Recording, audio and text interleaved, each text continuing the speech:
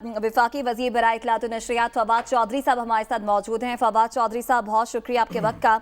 Sir ये बताइएगा, अफगानिस्तान से जब रूस निकला तो हमने देखा वहाँ पर खाना जंगी की सूरत हाल थी। अब अमेरिका यहाँ से निकल रहा है, ऐसी कोई सूरत हाल अगर बनती है तो फिर ऐसे में पाकिस्तान की क्या स्ट्रेटेजी होगी? लेकिन यही तो सारी इस वक्त बहस जारी है कि जिस तरह से अगर अमेरिका एब्रप्टली निकलेगा तो पीछे एक अफगानिस्तान की जो सूरत हाल है उसमें हमेशा अनफॉर्चुनेट ये है कि कभी भी सेटलमेंट जो है वो जमहूरी तरीके से नहीं हुई और बंदूक ने ही फैसला किया है कि काबुल पे हुक्मरानी कौन करे। और अगर हमने ये सिलसिला वहाँ पे रुका नहीं, अभी तक तो हम पूरी कोशिश कर रहे हैं कि अफगान तालिबान में और जो काबुल की हुकूमत है उनमें कोई एक रास्ता निकले और कुछ न कुछ ऐसे सेटलमेंट जिसमें दोनों जो साइड्स हैं वो पुरअमन इंतकाल इक़्तिदार पे आ जाए। लेकिन अगर ये ना हुआ तो जाहिर है कि वहाँ पे सुकून होगा। चौधरी साहब, 1992 में आपको भी याद होगा, मुझे भी याद है, 1992 में पेशावर अकॉर्ड हमने किया अफगानिस्तान की अंदरूनी ताकतों को इकट्ठा करके कि हुकूमत बन जाए, वहाँ पे नहीं बनी, नाकाम हुए। 1993 में इस्लामाबाद अकॉर्ड किया, सब लोगों को बुला के मक्का में उसकी इंडोर्समेंट हुई, उसके बाद भी फिर वहाँ पे खाना जंगी छिड़ गई। क्या अब फिर हम 1992 और 93 की तरह क्या सारे फरीकों को पेशावर या इस्लामाबाद या कोयटा में बिठा के फिर कुछ इस तरह की एक्सरसाइज करने जा रहे हैं? अच्छा, 1992 और 93 में तो माहदे तो हुए थे ना, और माहदे तो हुए थे, अब तो माहदे ही नहीं होने जा रहा। और जिस वक्त जो सूरत हाल बनी हुई है उसमें तो फिलहाल लग ये रहा है कि ये माहदे की तरफ ही नहीं आ रहे। और इसकी जो बड़ी वजूहात हैं वो ये हैं कि जैसे अमेरिका ने 1989 में किया कि जनेवा अकॉर्ड के बाद अफगानिस्तान से सेटलमेंट किए बगैर वो वापस चले गए।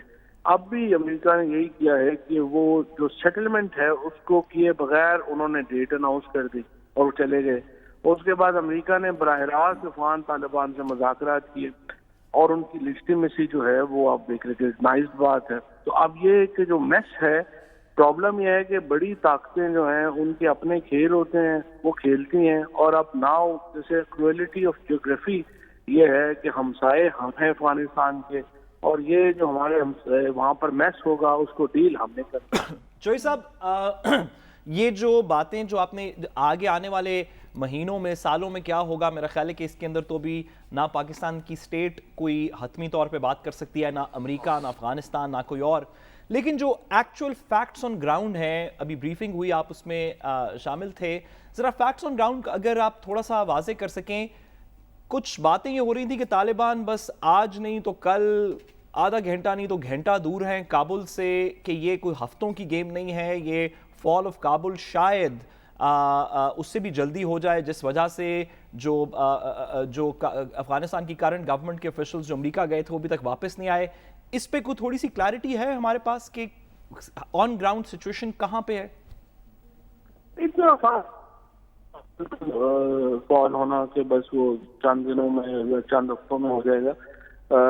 और क्योंकि देखें इस बार सूरत हाल ये है कि पिछली दफा जब तालिबान अफगानिस्तान में आए थे तो 3 बहुत ही मजबूत मुल्क पाकिस्तान, सऊदी अरेबिया और यूएई ने तालिबान को तस्लीम किया था।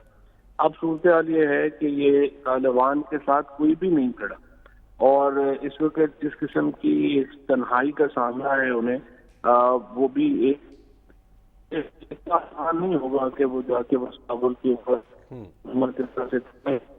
तो it will be evolving situation. जैसे आपने कहा, अभी सूरत हाल रोज वहाँ नहीं हो रही है, और दूसरा ये है कि अभी हमारे पास भी इतनी क्लैरिटी नहीं है सिचुएशन की।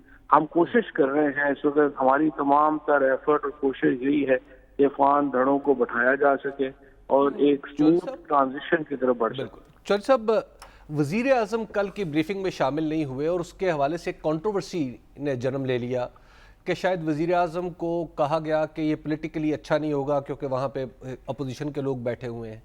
क्या ये इसमें सदाकत क्या है? देखिए, अपोजिशन के लोगों का तो इशू नहीं है, वहाँ पे प्राइम मिनिस्टर साहब तो बिल्कुल तैयार थे आने को, लेकिन हमें स्पीकर ऑफिस ने इत्तला दी कि अपोजिशन की तरफ से उन्हें पैगाम आया है कि अगर वज़ीर आज़म शरीक होंगे तो हम वॉकआउट करेंगे। तो फिर वज़ीर-ए-आज़म ने कहा कि ये ब्रीफिंग जो है हम मेरे तो पहले भी जाहिर है कि मुझे तो हुई है, लेकिन जरूरी है कि अपोजिशन सुन ले, तो फिर हम नहीं जाते। और अभी फिर स्पीकर ऑफिस ने अभी मेरे ख्याल आपसे कोई 5-7 मिनट पहले ये प्रेस भी जारी कर दी है, जिसमें उन्होंने बताया है कि उनको ये पैगाम दिया गया था अपोजिशन की तरफ से कि वज़ीर-ए-आज़म तशरीफ ना लाएं। फवाद चौधरी और साहब, मरियम साहब, औरंगजेब साहिबा तो sorry, डिनाई कर रही हैं सारी सूरत हाल को। वो कह रही हैं कि ऐसा कुछ भी नहीं हुआ, कोई पैगाम नहीं दिया हमने स्पीकर को। हो सकता है शबाश से मरियम नवाज से मशवरा ना करते हो इस किस्म के परेशानी। अच्छा शोएब साहब, अभी आपने स्ट्रेटेजिक मामलात की थोड़ी सी बात करते हुए कहा कि एक मेजर पोस्ट कॉन्फ्लिक्ट डिफरेंस ये है कि 90s के अंदर पाकिस्तान, यूएई और सऊदी अरब ने सपोर्ट भी किया और गवर्नमेंट को तालिबान की तस्लीम भी कर लिया। क्या इंटरनल कहीं पे पाकिस्तान में कॉन्वर्सेशन ये हो रही है या हो चुकी है कि अगर आज नहीं तो कल, नहीं तो 2 हफ्ते में इफ काबुल फॉल्स तो पाकिस्तान की क्या स्ट्रैटेजी होगी, हमारा क्या फैसला?